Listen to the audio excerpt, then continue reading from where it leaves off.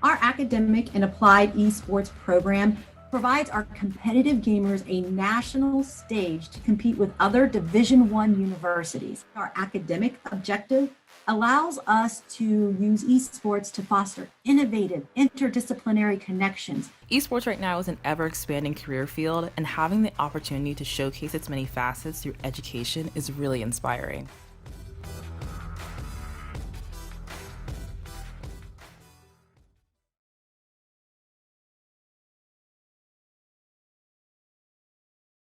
And welcome back to the EGFC Power Series as we've got William and Mary up against DePaul on Ascent.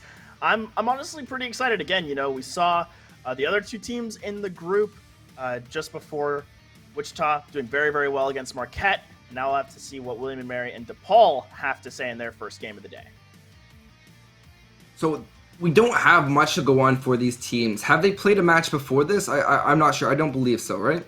Not in the series today, but they did both play in the last series. William and Mary getting first in their group over Marquette.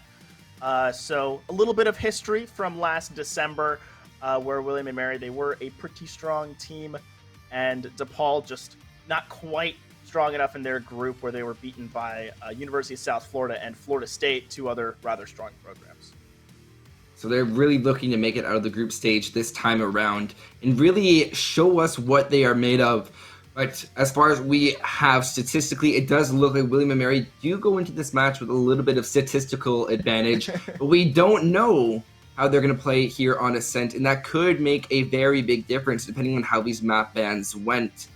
And regardless, we can actually see who wanted what and who really had the power to really say what was going on. So ban Icebox, ban Haven, ban Breeze, ban Fracture. DePaul really not wanting to play those two newer maps, and to be honest, I don't blame them. I feel like Breeze can get a little bit more confusing. Same with Fractures. They bring a very different aspect to the table, but Ascent is just a classic. It is core Valorant, and you really get to see a lot of different capabilities and what teams bring, and I think that even acts as a nice leeway to our agents. So you asked me last time around what agents I'm expecting to see. Now it's my turn to ask you, who are you expecting to see from each side?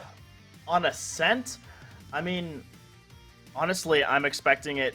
It feels like on every single map, it's just a question of, are you going Astra, Chamber, Jet with a Sky and a Sova, or are you doing it with a Reyna and a Sova or a Sky? So I wouldn't be surprised if we stick to that, as we're already seeing the Astra and Jets locked in for DePaul. Killjoy might be making an appearance instead of the Chamber. She has great lockdown on B and A site, some really fun setups to work with. But I am expecting, that core of Astra, Jet, and Sova to still get picked up.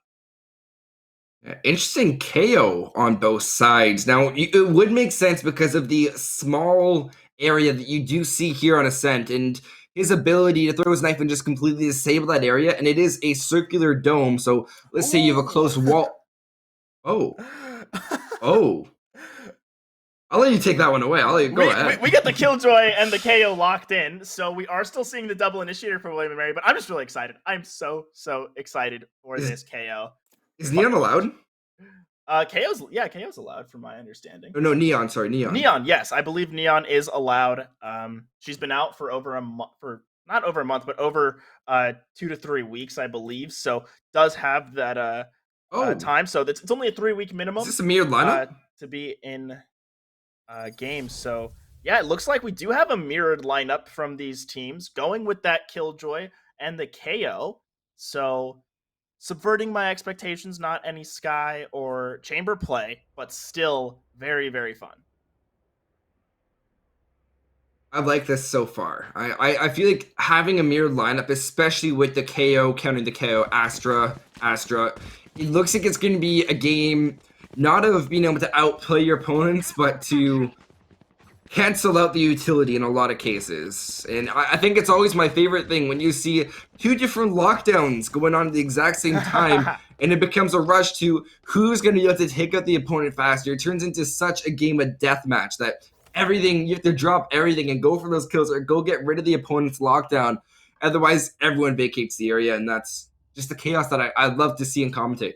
Yeah, to me, it feels like a game of chess when you have, these mirrored abilities. If you have those two lockdowns, it's or more a game of chicken in a way, where it's like, are you going to do it first? Am I going to do it second? Who's going to be reactive? And a lot of time, it's the reactive Killjoy ultimate that works out. It does look like we're seeing a flurry of utility dropped by DePaul over on its A site as they're trying to find these early kills. Ghosty taking down Banana Duck, and that is a good start for DePaul, looking to make a statement in this game, sort of go against the narrative that they were one of the teams that didn't qualify last time, and they're trying to qualify this time around in this first prelim, as now William & Mary looking for ways back in.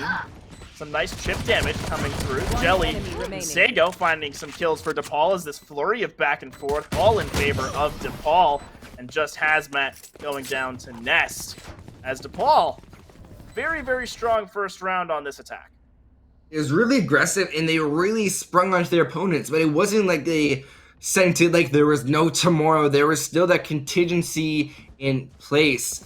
I believe Nisi was the one who was rotating on the Killjoy. They went in through mid, even though they already had A control, rather than just going for that same angle. This was before all the flurry of kills against William & Mary came out. They were already getting ready to go for the flank, ready to set up retreat if the door got closed. Very smart play, good contingency, and now Osoba and KO on the board. This is one of the capabilities. We're going to throw the knife, get a little bit of information, and once again, goes both ways. Both of that information is viewable. We see going to get refragged quickly after getting one, as Hazmat, the Astro, will come out on top and upgrade to a Spectre. Yeah, it does find that gun, picks it up, and does maybe give William & Mary a little more space to fight back, as DePaul once again locking down this A site, getting all their stars lined up so they can get this continued coverage. Nest taking down Banana Duck. It looked like that was just a blind spray. Now Feng forced to try and use the shock darts to clear these tight corners, and William & Mary struggling for answers, but again, this is still that force-up second round. You expect DePaul to take it pretty convincingly. They all opted for the rifles. Fang, Swing, there's nothing either of these players can do. The information is against them. You have all of the utility, the guns against them. If they win that out, then that's when you start looking at DePaul, where it wasn't even... it was a matter of DePaul not using their guns the right way. There's no situation when William & Mary should be winning that. Yeah, exactly. And, sometimes you get these crazy situations where maybe there's a rogue sheriff or 3 classics take down 1 Spectre, and then the round snowballs from there. But good anti-eco from DePaul, keeping 4 guns alive, and now Nisei forced to go onto that sheriff, so everyone's on the same money, and they can all get buys for next round as the recon shot forward. And this does look like a quick attack. Maya's going to take out Nest. Great. Very solid quick kill, and now here comes the rest of the XP from the rest of the team, and it looks like they're just waiting for the right timing on the flashes, and Mize does find 3, but doesn't quite work out for Paul. That is, they do lose 1 more member than William & Mary, as now 3 up top heaven. It's a bit of an awkward push. The Owl drones go right past each other. Little Banana Duck and the rest of the team spotted out by that drone. Good shock dart to land some chip damage onto William & Mary. So now it's going to be a matter of, can they find the shots? Up forward from Banana Duck, and I like this. Finds Jelly. Not before Jelly can find another. These kills are coming back and forth, and Nagoshi just needs the right click, and Guacamole goes down as DePaul win with the bonus. What a nice shot. That is a huge bonus right there. All 3 kills coming out from underneath an A side hell. You have heaven and you have hell, but man, oh man, did he rise up in that round. He really came alive. And on the side of William & Mary, I want to see more versatility. They're very spread out at the start of the round, but they oftentimes, we saw it especially on that A push, although DePaul is going for a very single-sided push previously. The same thing happened with William & Mary, and they were all spotted out by Sova's Owl drone because they all came up A ramp. I want to see them go for maybe a few more flanks, get aggressive in different areas of the map, and use these Astra Stars to do the exact same thing in order to stop just a little bit more utility. Yeah, and I really like this. I think DePaul threw a ton of utility towards this A side as a fake. It forced 4 members to be on this right side of the map, and now here comes the execute onto B with just Guacamole trying to hold on as Ghosty back mid. But now it looks like DePaul, they're just taking a B site. Sago did go down to the mines, or not to the mines, to the little traps, those mollies, as all complete control of the site. Now Ghosty, maybe on this bit of flank towards Market, as William & Mary is looking to strike back, and oh, I don't know if they're ready for it, as one goes down already, looking for more. Gets 2 on that flank, and it's just up to this last Astra for William & Mary. Great 4th round from DePaul. I really love this push, mainly because of we saw the diversion, that utility diversion on the side of A. The Cosmic Divide doesn't give them any certainty, because as it's still forming, you don't know what the idea could be. It could be stopping, there could be a trap set up, but regardless, it will be a save round on the side of William & Mary, maybe a little bit of a tactical timeout without needing to call it. And there's the 3rd for Ghosty, and that beautiful glowing champion's knife to really show us that he's coming to do business. Oh, absolutely, and it looked like Jelly went down to the spike explosion at the end, so that's a little funny. But I hadn't even noticed, this like champion's karambit. It is very, very pretty. I rarely see it in game because most people in my elo don't spend that much money, but it's a really nice skin. It is. It really shows off. I think it's probably the best karambit in the game, and of course, this season's Battle Pass is probably one of the best. The fact they gave the entire community a karambit, that is just very nice of Riot, so thank you for that, as it makes our jobs watching as commentators and spectators a lot more pleasant, makes the game look beautiful, so thank you for that. Yes, big thanks. Thank you over to Riot. I'm going to say, Riot with League, Valorant, everything, they really do know how to make cosmetics, because they've taken 2 free-to-play games and made them some of the biggest, in the world. And they fund it through these cosmetics, and they're so pretty. Look at that Prime Vandal. It's just so beautiful. Prime Vandal probably feels the most accurate of all the Vandal skins. It just has something about it that just makes you feel like, oh, I'm hitting my shots. Yeah, Nothing but hitting my shots today. I'm a Reaver purist, but Little Banana Duck don't know what Vandal they had, but they're landing their shots. Now Ghosty gonna try and use that precision, and indeed, there it is. Down A. I mean, back-to-back kills for Ghosty with the Prime, but last one standing, William & Mary picked apart this push. Now it's going to have to be an ace for Ghosty with just 11 health to try and survive. It does look rather unlikely. It does look a little unlikely. We're just receiving a couple technical issues, and it was indeed unlikely that that Reaver Vandal getting the last kill. So I'm gonna stick to my Reaver supremacy. It's mostly because it's the first one I got on sale. So, but still, love the gun. Turn out. I think the big thing for me that round was I had a little bit of a jump scare. I thought that when all my audio went silent, I'm like, no, don't tell me I blue screened. Don't tell me I blue screened. Not now, please. I was thinking the exact same thing. But, it happens scary. sometimes. We're doing virtual broadcasts, and again, it's just the nature of it at times. The gravity well takes in the turret. I like that little tech from the side of DePaul, getting rid of Guacamole's setup. As now, Issei trying to find some space to step in, and here comes everyone as the Powerless is used by the DePaul, and Feng immediately traded down. So B-site complete control for DePaul, and now it's going to be a matter of William & Mary stepping in after this KO finishes up. So here's what I want to see from William & Mary, especially on this round. They have to be pushing from all these angles. The first lockdown is going to come into effect, but the other Killjoy's down. And we talked about this in our first match, how that Hunter's Fury is often saved just to destroy the lockdown, as they'll completely shake the round. Pushing up, Guacamole, Killjoy just gets blinded. Nothing they can do to win that gunfight. And all the cross angles will once again set DePaul aside from the rest, as that's now their 5th round. Yeah, and DePaul looking to make a statement, taking one of the #1 seeds from the last tournament and making an example, honestly, is what it feels like. 5-1 early on, as they've got something to say. They definitely do. And I think it really comes down, and it's not like we're seeing these extremely complicated pushes. They're just using their utility in combination with all 5 of them being able to push for the rotates. They have 1 on safety on the flank watch, and they are just going for the push. And especially they're waiting for an aggressiveness. They're not getting it, so now, hey, they get to push up. Now, the attacker Killjoy being deployed, and there is no Hunter's Fury this time around to deny it. You can't set up anything, meaning that it will most likely be detonated unless they are able to make it all the way to the back side of site. 0 players retained, and now the trap has been sprung. All these players looking to take control, retake control, as we should see an absolute flurry as a 5v5 close plant occurs. Absolutely, Jelly making a 5v4 in favor of DePaul.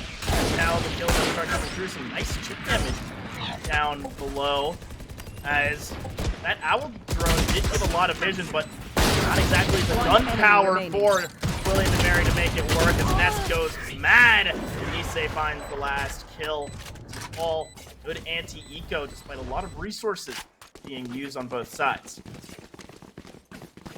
Just a little bit of an ultimate update. Now on the side of William & Mary, just around too late, unfortunately, you are going to see that the Hunter's Fury is now in their wheelhouse.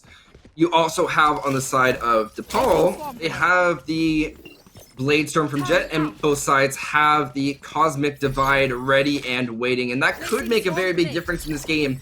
And we talked about the double Killjoy, but we did not even remember to mention the double Cosmic Divide because of you have 3 different sound barriers that can't breach each other, which causes for such confusion with every single player that's in the lobby. Yeah, and sometimes you can use your Astral Divide and counter the opponents, but now Fang has just taken down 2. William and Mary with a quick early advantage. Now Nisei is too far forward, has gravity well away. Nisei is able to convert as DePaul pushing back after those first 2 kills went the other way. Nisei tries to swing out, but Mai is just waiting. It's all going to be up to Jelly. This is going to be very, very tough. Astra not with the best offensive utility alone, and Banana Duck picks up that kill from Raceway. And that is going to be round on the board for William and Mary as they answer back. What I really liked that round, especially in that final player push, it didn't seem like it was an individual. If you even look at the X's cooked in the map, every single X on the side of DePaul was clearly from them having to worry about more than one angle. They never had a safe angle where I'm watching this, you're watching this, we have a cross angle, we're not getting pushed. It was either from 1, an overextension, or 2, from them not having the ability to fight back. Especially just like you saw in that final kill, as it demonstrated perfectly, the Astra of, I believe, Jelly had no options. They had to push up there. They didn't know where to swing. You can't shoot both those players at once as they're both swinging you. And that's exactly what you want to see. And now the extra aggressiveness from William and Mary, especially along the A-long push, this could make a very big difference if they are able to get that first opening pick.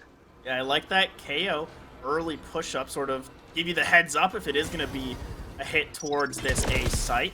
And nothing got seen, but it does look like this is still going to be an A push. Is push into tree, and a quick trade between the 2 KOs as Guacamole very, very low in backside, and that 8 is going to be enough. Banana Duck does find 1, and those trades were so quick I could barely keep up. But last man standing for William and Mary is Hazmat, as Jelly and Sago looking to lock down this A site. Cosmic Divide once again in the pockets of both these Astras, and I think this round could very well be the time for one of them to be played. Door will be closed, smart pre-fire, and all the guns, bullets will be drained. Now, with this Reaver Vandal in hand, it is going to have to be Hazmat with the retake. Both players are exactly on site, which should eliminate some of the angles that have to be watched. Knock to come out. Second pre-fire, but both of them are inside of Hell, making it extremely hard to isolate the gunfight. Turn around and try to find 1, but it's the same mentality as the previous round, as DePaul take it from not being able to shoot 2 different spots at the same time. Exactly, as they use that crossfire to great effect. And I mean, the second I saw that setup ready from DePaul, it just felt really tough to play into. You'd have to have a gravity well or something that pulls them together to land those shots. Otherwise, you swing onto one, you die to the other. This is actually a pretty cute setting. Wow, I never knew this existed. Yeah, the area behind wine, I love it. It's one of my favorite little details on the map. I love how in these Valorant maps, there's these fun little details, like the crab on Breeze. There's that as Hazmat just looking to fire away. Finds any chip damage and does get spotted out by the weak Bizarre, but this is prompting some rotates out of William and Mary. DePaul trying to step forward, and Ness and Sago get 2 quick kills. Fang respawns, but still DePaul just so aggressive, finding the gunfights, finding these duels, and winning them outright. And that gives them a massive advantage, 4-2 to be precise, as they have to push up into this aggressiveness. The KO did a phenomenal job of shutting down the site, and once again, almost shutting down once again, as it will be Little Banana Duck having to find 4, but no, NC will shut it down as the attackers go up 8-2. Yeah, and Ascent is often, at least in my mind, considered to be a pretty even spread as far as attack versus defense side, and DePaul is throwing that out the window, and they are crushing it. Well, we talked about the 9-3 curse, and maybe we could see another one of those, as it does seem quite likely for ultimates. Now, Blade Storm, Cosmic Divide, yet to be used on one of these team sides, I'm pretty sure. Huntress Fury, as well as the Alt Null, or Null Command, I'm pretty sure, on the side of KO. Also, another lockdown, so we could see within these remaining 2 rounds on the side, very prominent, there's the shorty right to the head, at least, regardless.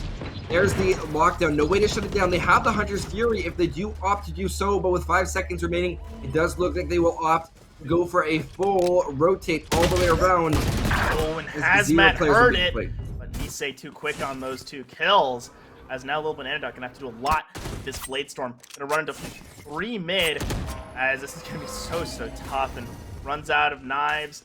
This is likely going to be it.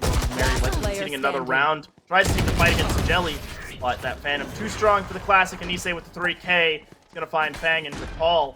They hold out for one more. They're at 10-2. That is dominating. At 9-3, because of the 9-3 curse's existence, I think it gives a lot of players some level of confidence in all reality. Like, hey, if they can get 9 rounds and a half, I think we can get 9 rounds and a half. If they can do this, we can do this. It's the same trade-off. That's always the mentality I go into with the half. Like, you know what? Sure, they got 12 and a half. They just proved to us that it's possible. Why don't we go and do the exact same thing now? But regardless, last round. This should be alts galore. You should probably see all 3 of these come out. The first one will be the Null Command of Mize, as all 5 attackers are going to be coming along the side of A, and it's just a matter of William and Mary being able to properly read into this. Yeah. Looks like they're getting slowed down by that Null Command from Mize, but can only do so much. Little Banana Duck gets first kill around on the nest, and that jet trade is big, and taking out Nisei, that's a lot of util gone away. And this Gravity Well doing what it can, but DePaul just struggling as Banana Duck finds the 3rd. And DePaul now getting shut down. This could be 9-3 unless Ghosty goes mad, as those 2 kills bring DePaul back into the round. It was a very good early round to rotate on the side of William and Mary, but that over-aggression pushing in towards Ghosty, trying to get his pick. You know that Ghosty's going to find them. He's been very consistent throughout this entire game with how much he can find them. I don't think you have a glowing Krambit for no reason. Now with the rotate, you do have the Hunter's Sphere. 30 seconds cancel each other out. Or this 30 seconds out, as Ghostly will make their approach. Yeah, we're gonna have to see what William and Mary does. Looks like they are committing towards this B site. They're trying to watch out as, this timing is so tight. Guacamole gets spotted and Ghosty finds the kill. 10 seconds left. Against Hazmat. What was initially a 4v1 has become a 1v1. Ghosty putting the entire DePaul team on his back, and comes Cosmic Divide, but not sure how Hazmat's going to be able to push in, as some utility, but Ghosty's watching this right angle, has the shot, but not quick enough. Hazmat gets it, and this defuse is going to bring us to 9-3, but I was believing that Ghosty could have made it. Oh man, I saw that Ghosty get that in the bag. But just regardless, that's such a hard angle to counter if you're in the position of Sova, and Hazmat doing a phenomenal job of using both utility. And I think we can't even forget that when Ghosty was trying to plant, if they didn't turn their screen to look towards where they were before, that plant would have been denied. You have to give credit where credit's due, and Hazmat did a phenomenal job with the utility that round, and brings us towards that 9-3 curse area, which is exactly where I like to be, because it leaves the door open for anything to happen. Yeah. It's very, very true. Leaves this door open. That 9-3 curse activated. We're going to have to see if it comes to fruition. It didn't last game, but we certainly saw some fire in Marquette after, that 11th round was won by Wichita. We're going to have to see if William and Mary can find the same kind of fight. It's all going to start with this pistol round. If they can get the momentum rolling, who knows what can happen after that. First utility will come out. Jelly retreating all the way back to Boathouse. Also joined by the Jet. This does look to be a very aggressive play. And the rotate back that came early round could be exactly what they needed. Spraying out. Two players working together. They'll be able to find each of their own respective kills. Jelly continuing to spray out as their teammates have now come for the assist. Bank to find Jelly. There's the second one from Nest. Trades back and forth. Spike is still down, looking for a fourth, but there's Mize to be able to find kill. Yeah, and those are very, very important as DePaul nearly locked down all of William and Mary. But a really great performance out of Hazmat once again, doing so much as Nisei not able to find the kill. William and Mary finding the pistol, finding some momentum. That's exactly what they need. That opening round leading towards the bonus of using all these rifles. And look at that. It is going to be Spectres with full armor all across the board. And based on what they have left in the bank, you can tell that they are going full util as well. So if they are able to play properly with this, it just look to be a full 5-man push towards A. I have to say, it's going to come down to the placement of these Astra Stars, especially with this aggressive play towards mid from DePaul. Absolutely, as DePaul, they're going to sort of tip this out right away with this immediate push, and with that turret going down, it looks like they're mostly just going for the flank. Meanwhile, William and Mary, they're slowing down. They're dropping their utility, getting all the angles they can, as now William... This is just going to become a fully inverted game plan, as Hazmat not ready. Defuse! Trades come through. Mize for Nisei, Saga for Hazmat. Saga takes Hazmat. Now, one Spectre in the hands of DePaul. Let's see what they can do. This recon dart should find quite a bit of vision, but actually gets destroyed before it can find anything, and Jelly gets one. Feng gets another. And this is still back and forth, 3v3. There's some guns that are going to be picked up. And this is tight. There's good utility for DePaul as well, but just two members remaining, and the Spectres might prove to be too strong. It's just up to Ghosty, and can't make another miracle as Banana Duck finds it. But I was scared when that started, You saw the spike go down, and I'm telling you, my heart skipped a beat because there was a very big possibility that William and Mary would not have been able to work if they had the ability to rotate towards wine, to have all these cross signals. You don't know what traps are now set up around the spike. That is scary, and they did a phenomenal job of not overextending to the point where they can't push. They were very timid. They held their ground, and they did exactly what they were supposed to.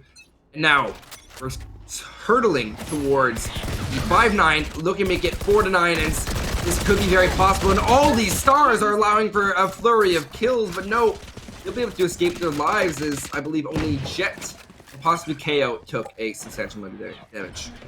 Yeah, very substantial on the Saga. We can see only 2 HP left, so at the very least, that Sova going down was not in vain. Did a lot of damage, so we're gonna have to see how DePaul plays around having such a weak team member, as Mize forced to clear out every angle they can find. And one thing to remember, William and Mary, because this is their bonus round, don't have all the same guns as DePaul. Will likely be building towards their gun round next round. So, still pushing towards A, got the shorter sight lines. This is interesting. Knife followed up by Jet, and once again, the Jenny push won't work when you have someone watching exactly where you are. There's the 2 kills they needed. The upgrade to a rifle. Jelly spraying out. And an ult to add on to all of that. Guacamole successful plant here on A. And once again, the action is just about to unfold. Oh, it certainly is. I'm excited. I really like this ult use by Mize. It just slows the game down by so much. And it makes life so difficult for DePaul. As looked like Ghosty did invest in an Odin there for that Behold and oh, the timing. Jelly finds Mize, and that's a very big start. Very big opener. Jelly finds another. Jelly finds 3, and DePaul strike back. That's exactly what you want to see, and they have more than enough time for this defuse. Jelly coming up huge. Cosmic Divide in their pocket, and DePaul shut down all the momentum from William and Mary, all off the overextension onto the A site.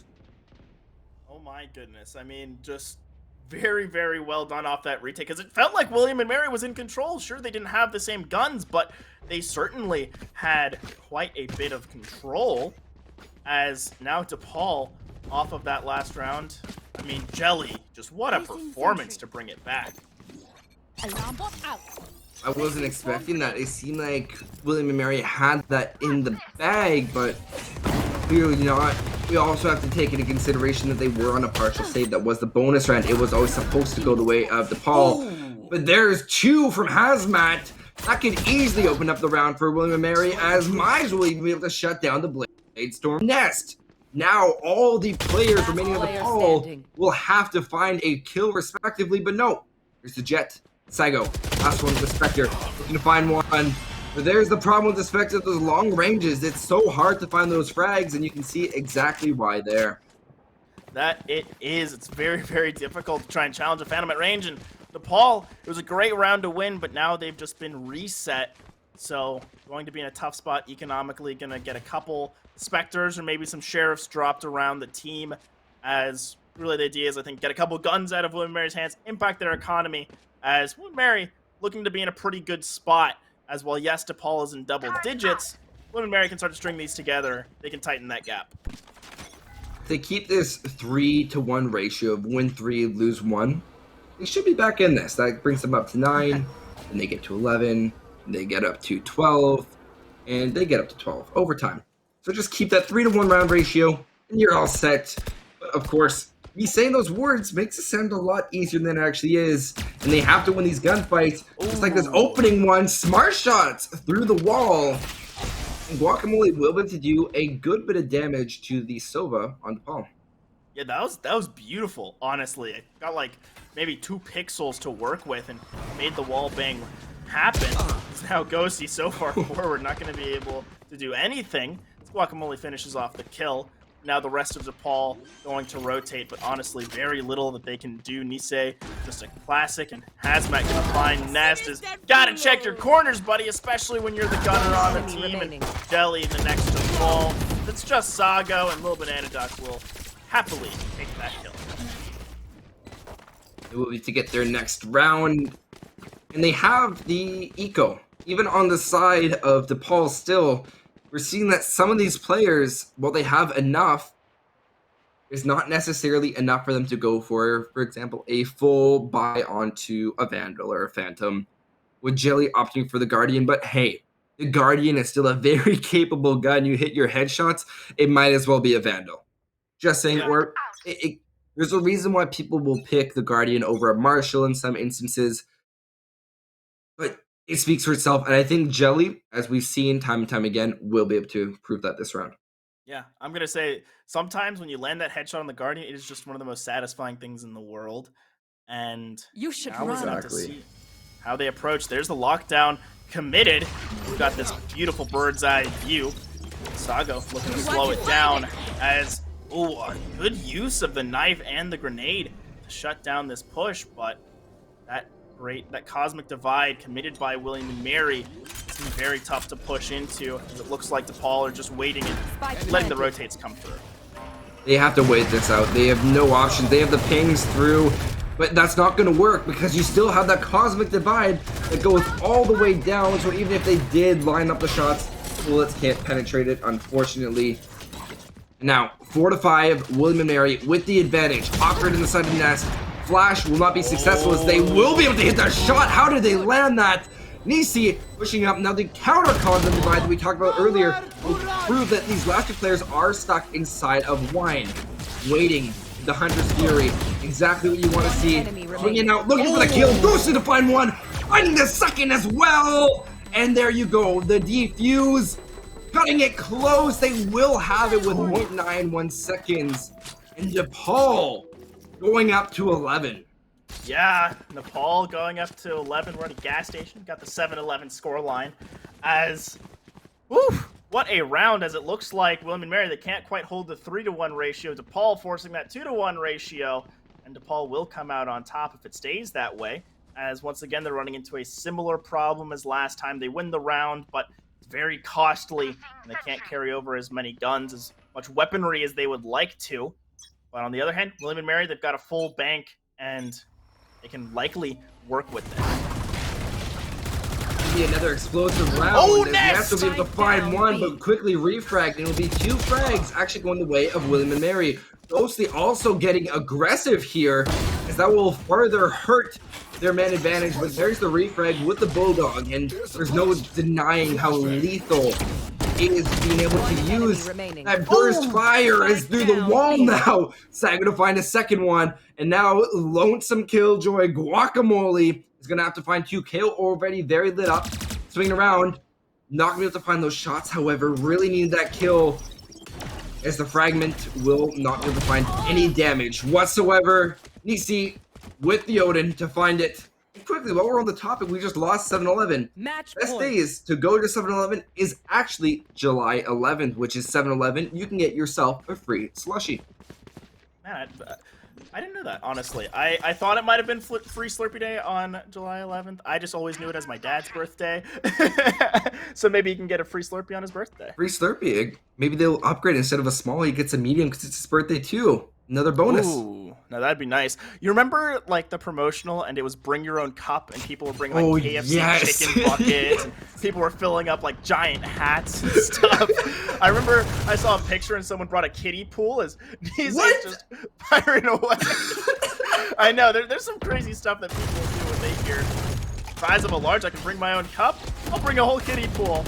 As now we're gonna have to see whether any Astro Whirlpools are brought forth. This Ghosty forced away from that shock dart, and William and Mary backs against the wall. Last round, they lose 1, and DePaul takes the dub. They're now on match point. I think that's very important for us to note. It's now going to have to be 5 wins on the side of William and Mary, and they're really going to have to push it, especially with their util current situation. Denial with the knife will be destroyed. Not going to be happening. And look at all of this ability for needed Bladestorm to come out, as it does look like Market will be possibly the destination of this final battle.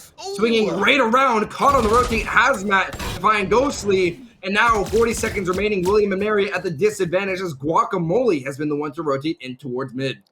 Yeah, and that is a big mistake swinging out of 30 Market. seconds left. Not accounting for the player coming out of B main, as and it's a 3v3. The only ultimate active for William and Mary are those knives, the Bladestorm or the Jet. As DePaul, you still have access to the lockdown, might be able to make use of it, but still, Killjoy anchoring the site, now rotating off of that vision. 12 seconds on the clock, you've got to get on site soon, you've got to plant, as now, Delhi wasting so much time, forces the run from the Killjoy, eventually does go down, and this should be Guac getting that plant, but it's so close to coming down, and now here comes the Killjoy. This is going to be so tough to play into, as they can get that space on site, it'll work out, but Nisei, the last one standing, will be very, very difficult, as now Hazmat finds the kill, and the Killjoy ulti doesn't matter when everyone's gone. Wow. The moment that I saw the Astra playing inside a tree, my mind thought it was over. Yeah. I saw that as such a powerful position. The point, maybe you've had another star, you throw it onto default, they aren't getting the plant down. There goes the game, you can't plant in time. The other thing was that they didn't get extra aggressive. I think they played the time perfect to a certain point, but then you want to make it so rotating for them is no longer an option. Whether that means when you go for the gravity pull, maybe they should have been the ones to go and close the door. Or you have the Jet on the other side, but if they have to break through, it's just a matter of time. But once again, hindsight is 2020, and they have more opportunities. Another 4 opportunities to be precise to end this game. Defeated. This is certainly one of them, as those pistols and some headshots coming in for Feng, but Ghosty finding a Ending one-tap ahead. with the Sheriff. And it should be another round for William and Mary as they claw their way back up to the top. And I mean, we said that this was going to be a pretty brutal group, and we are seeing everyone today really bring some crazy stuff. Exactly. I have to say, Turbo, considering the way these teams are playing, things have felt really slow at some points. It's such a selective amount of aggressiveness, and I think it's making for this game to be a lot more competitive. Especially here, Ghosty in the power position. He has drawn down and hits the headshot that could have been a huge difference, but Fang to find his third, looking for a fourth to propel them to 9-12. No, it's going to be Hazmat to find their Astra counterpart in Jelly. And there's the 9-12 regardless. And the plant down, giving them the extra alt point. I think Sova just got his Hunter's Fury. And the points. They get all the cash there too. So all around, I think that's one of the best possible round outcomes for William and Mary. Yeah, you only lose one. You get that extra cash sort of brought back from losing the gun off the plant. And of course, there is just, you know, that extra ulti coming online, as you're going to need really every single one you can muster for some of these rounds. And I think ult timing is going to be very tough for William and Mary to manage, because DePaul, they just need one, whereas William and Mary, you need 3. Oops. Oh, Ness! Taking the shot on the block. And that is big. Although that Hunter's Fury we brought up spots out Ghosty. Mize takes that kill, quickly traded back as everyone's sitting around A, but smoked off. So really not much all that they can do. Recon dart thrown to find some vision, but I think the execute's going to be coming in soon, and I'm excited to see what William & Mary has in store. I think it's going to be a matter of who activates this null command earlier. It will be on the side of William and Mary, as it's a coordinated assault as they go for this attack. Saigo can't even do anything to deny it. He can't activate his ult because once again, he is now silenced. Plant will be successful on the side of Hazmat, and it will be a shock dart checking down inside of Hell. It will be cleared out. KO also being able to set up his knife, and there is a guaranteed suppression of Heaven. They can try to spray out with that Odin. They will be concussed. Every single bit of utility that you can imagine is being sent to them as they are now flooding the site. Ness not able to find the shot. Bladestorm to come out. We'll find one. Not able to find the second one. He can get this entire flank. But there is the defenders eliminated. Wow. Mize.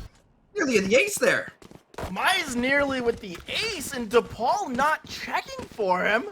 I mean, you see the knife come out, you've got to check both sides of Hell, and instead you just get slapped from the back by this KO, and the fact is, DePaul doesn't have any money in the bank, and we're at William and Mary having 10 rounds. This is tightening up. Oh my gosh. I'm sorry, I'm at a loss for words. Honestly. He's done such a good job of watching these angles that I don't understand how it was able to slip their mind, but that's exactly what you see late game. Early game, a game can start sprinting. You're playing a long distance, if you're in a long distance run and you sprint for the first 30 seconds, as I remember so keenly from my elementary school cross country, everyone is sprinting at the start, and then all the winners would never be sprinting. They just go consistently the entire time, and that gives them the win.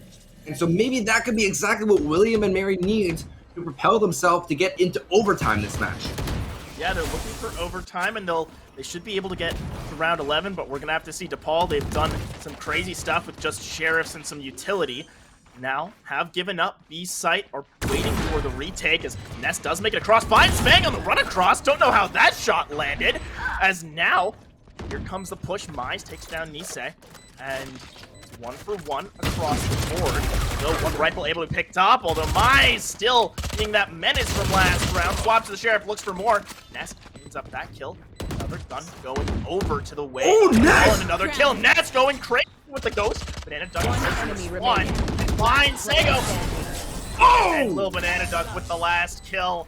Oh my, that was coming in close. That was coming in clutch, but Banana Duck just finding the shots. 1-to-1, and we cannot.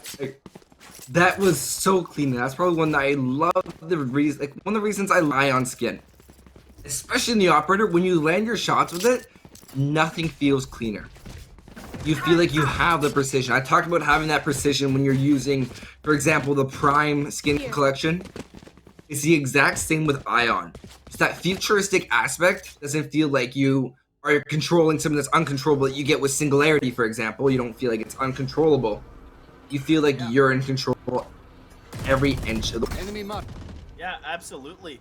And I mean, sometimes it's all about being in that comfort space. You know, sometimes I work on Rocket League, and then, you know, players, they have a specific skin they need because it's comfort. Here, same thing, you know, there's certain op skins, certain Vandal skins that you're comfortable on, and you feel like that you play better, and when you feel better, you play better. I think that's exactly it. Can you remember a time when you're like, I don't really want to play, and you hop on and you get like an ace off the bat? It's rare. It happens, and it's probably one of the best feelings out there, but you have to really want it to win it. right? And I think that's something that we can never forget, especially in a game like Valorant. You get tired midway through, I guarantee you're not going to win it. You have to have the dedication. Exactly. It's about being zeroed in that entire time, as if only DePaul knew that everyone on William & Mary is just grouped up so tightly here that Hunter's Fury could have been insane. So now, Killjoy, ulti confirmed, is thrown on a B site, but this is just a big, long rotate, as Ghosty with that tag might get the heads up that this is a bait, and considering no one pushed in, this fake should get sniffed out, and considering all the Killjoy utility is still on this A site, it's gonna be very tough, and now we're actually running into a very tight position. William & Mary, just 14 seconds left to try and respond, and there's so much being left behind that Paul has to work with, trying to defend. Plank is coming down from Guacamole, they should be able to find it. Maya's going low. Duck finds one, but Nisei and Ghosty finding more, as now Nisei with the Odin on the side, doing so much work. Maya's caught behind enemy lines, and Little Banana Duck, the last one standing, gonna have to pull the Blazer. I'm gonna have to pull out something insane to make this one work, and does just that on an Nisei, but that flash is gonna buy time. Trying to start baiting it out for now, and Ghosty lands the shots. DePaul says no and denies overtime, as William & Mary lose, and DePaul takes the W 13-11. You could not have asked for a better match. Oh my goodness. Went the entire way, and it showed the ability of both of these teams exquisitely. We saw the back and forth nature. We saw the ability to rotate, the ability to clear through mid, and it's exactly what we want to see. Amazing development, and I have a hunch that it's only going to get better from here, because as hard as it is to go and lose 11-13, that round differential that you have playing against a team should, I haven't studied the rules to a T, but should also take into account that the round differential was only 2 here. Yeah. That is so very low considering that they came from a 9-3. I tip my hat to that. That is phenomenal show of effort, especially on the side of William & Mary. But DePaul, they didn't make it out of group stages last time, and this was just an absolute show of force. Yeah.